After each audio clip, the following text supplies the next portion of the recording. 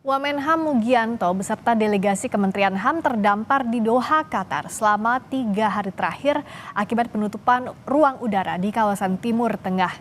Dalam keterangannya melalui media sosial Instagram, Mugianto mengungkapkan situasi di Qatar yang belum juga kondusif. Ia pun belum mendapatkan kepastian terkait dengan kapan ruang udara di Qatar akan dibuka.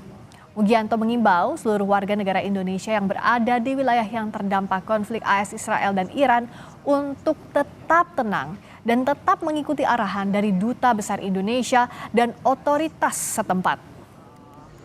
Mengenai situasi yang ada dan mungkin ada keluarga yang hari ketiga kami terdampar di Doha, di Qatar. Dalam perjalanan kami yang seharusnya adalah menghadiri sidang Dewan HAM PBB di Jenewa.